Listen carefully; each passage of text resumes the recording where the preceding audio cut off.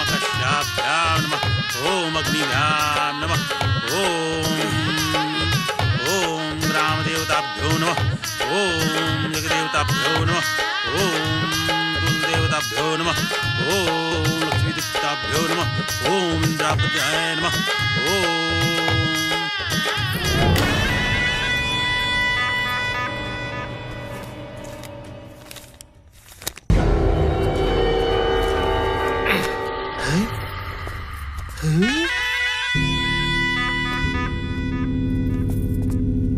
काजी इतना पैसा का होई?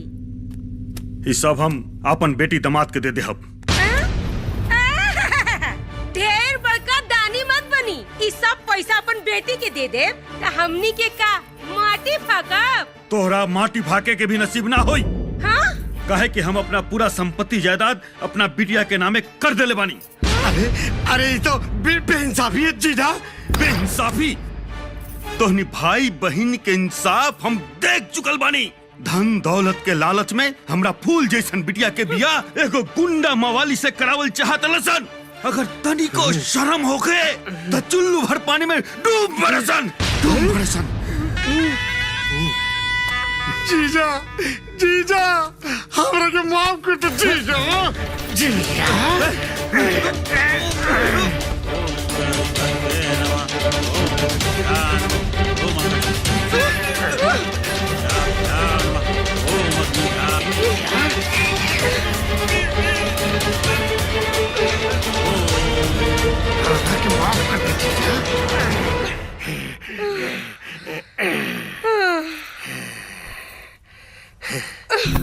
ओम ग्रामदेवताभ्यो नमः।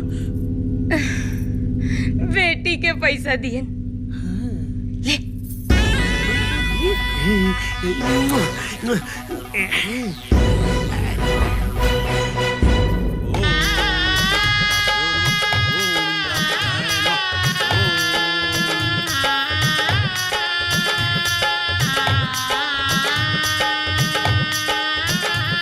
रुद्राभ्यां नमः ओम लक्ष्मीभ्यां नमः ओम ऋषिकेशाभ्यां नमः ओम शुचि ओम शुचि ओम शुचि।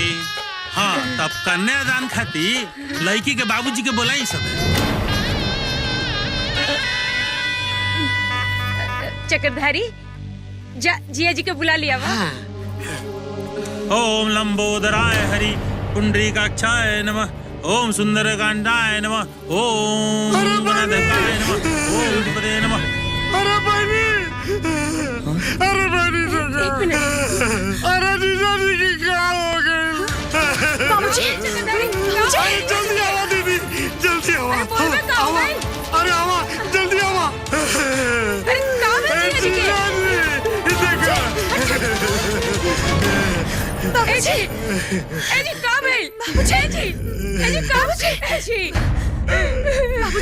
बाबूजी उठे ना।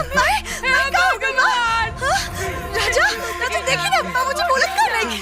सुतल बानी उठी ना। बेटा बेटा आ गए ना बाबूजी। बाबूजी मामा क्या हो गए बाबूजी के? जीजा जी ये दुनिया में रानी बबली और बेटे के कन्यादान किया करी। उठी ना अब हमार का होई? हे भगवान हमार त सुहाग उछाड़ लेला तू।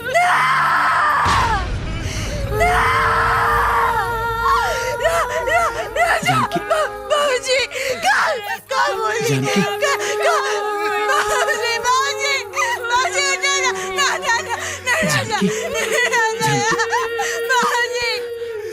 बाबूजी उठो ना।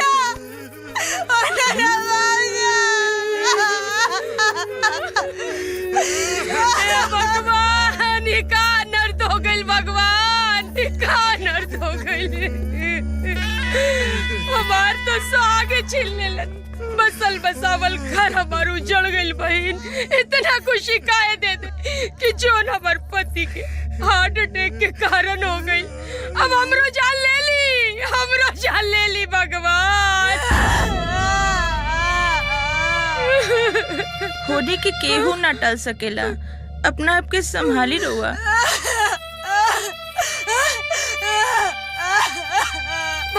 तो बहुते अनर्थ कर देलन। अब हमार बेटी के कन्यादान के हक को छीन लेलन।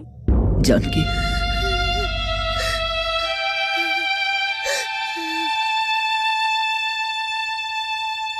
ई शादी अब ना हो सकेला। काहे पंडित जी? जब लड़की के पिता परलोक सिधार गइले तो अब कन्यादान के करी?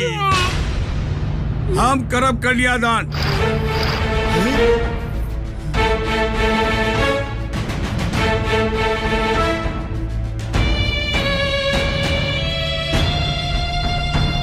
मातम में शादी कैसे होगी? हमार बेटी के तो नसीबे खराब बा। समय के धोखाबाजी के इल्जाम हमरा बेटी में मत लगाई समधन जी।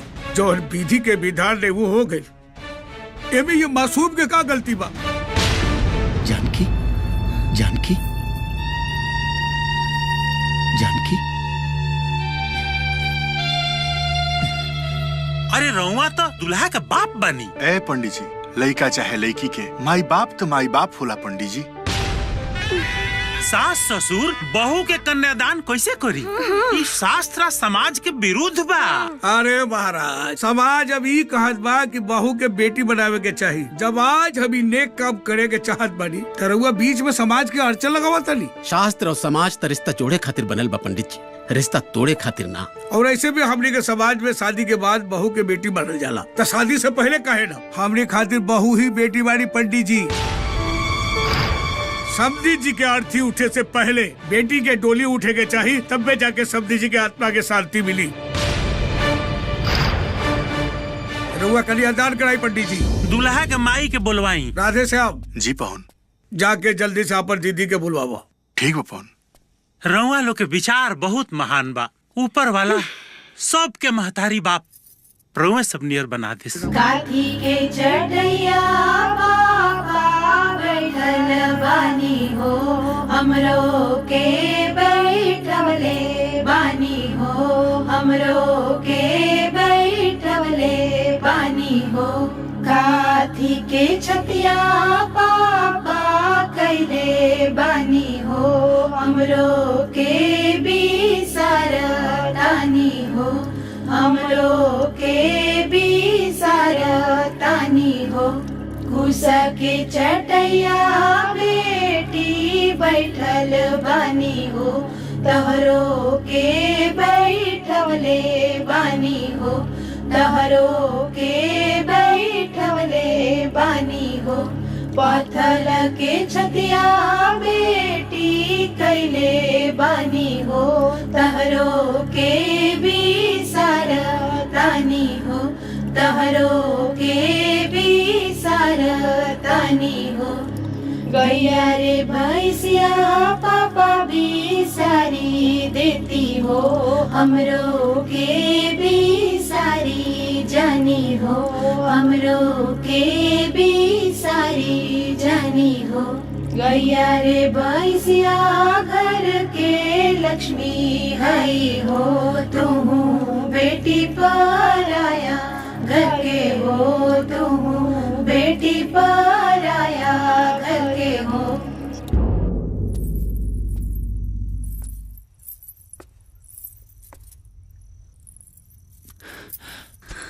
भाऊजी देख, शादी हो गई बा भाऊजी। राउर राउर सपना पूरा हो गया बा भाऊजी। देखे ना भाऊजी कैसा लगता नहीं राजा तुहार दामाद। आशीर्वाद दे देना भाऊजी। जानकी, आशीर्वाद दे देना। जानकी,